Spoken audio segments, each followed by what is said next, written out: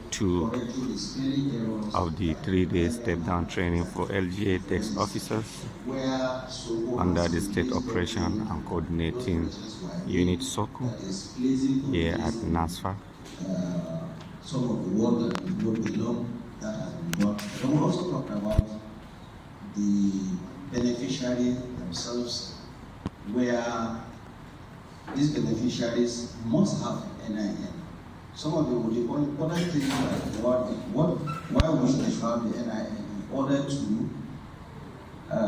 be enrolled before the government, the World Bank is saying these beneficiaries have to be paid directly, and without NIN, the data is not available. When we're saying name and name, in my ears they sound the same.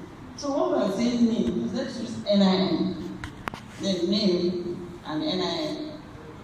Because of explaining, I've been hearing name and name. So I used to think which one is name, which one is name. So for those that will say name, let's use NIN, and for those that will say name. So our names can appear in our own the list that we have. That's our harmonized list of benefit of social register. We already have our names, which we observed that some of us used that time. They were not fully aware that the importance of using their real names. So some of us used some of our local names in our own register. That's our former register. So now there's enlightenment, there's sensitization. We want to link it to the NIN now. And NIN will not take those local names. So for us to rectify that, we're not going to condemn that person that no, that person has lost his chance. No, we're going to do it. How we'll do it is that the name you have in your NIN now as your identity, we'll use it to correct that former name that you gave using your local name or other names. So for instance, you have 3 names. If you have 3 names in your NIN now, and formerly you gave 2 names, now we'll use that 3 names to correct this name, so to align them. We have one of the resource person here. Is the foundational data, the foundation data. So whatever is on the need is what we take. Of the 3-day program. If you go against the rules and regulations given to you to guide you for this exercise, just token and that's to be withdrawn from it. They remove you. There are so many Nigerians that are interested in getting a job, even if it's a part-time job. But it's not, don't do this work because of the money you're going to be paid. Do it because you want to help people. That's the way I work. Do it because you want to render service to our country, Nigeria. You are helping someone that needs help to get his help. So if you have this mindset, it's very, very important for us.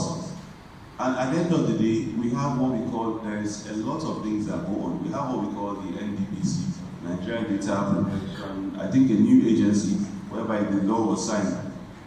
A lot of these agencies that control data they are supposed to make sure that the data audit that is going on. How confidential is your data?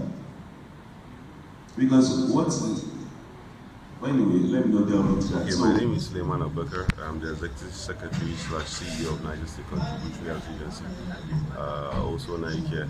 So I came as to support the ongoing training with the Niger State SOCO office, also NIMSI, in order to, as part of one of our strategic, they are one of their strategic partners. Most of the work we do in Niger is not possible with their support because it's mostly about the vulnerable Nigerites and also Nigeria at large. And also as a forum, not just in Niger State, the whole Executive Secretaries Forum identified that we must collaborate with SOCO and also NIMSI, because we want to ensure that our enrollees have a seamless enrollment processes. We want a situation whereby we have just one NIN and it will suffice for any enrollment or registration we have in Niger State.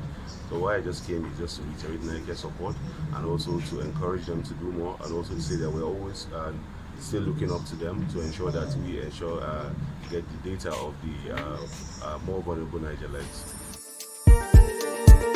I'm saying that this training that we are now undertaking, coordinated by the SOCO, I mean the State Operation Coordinating Unit, actually is very good one.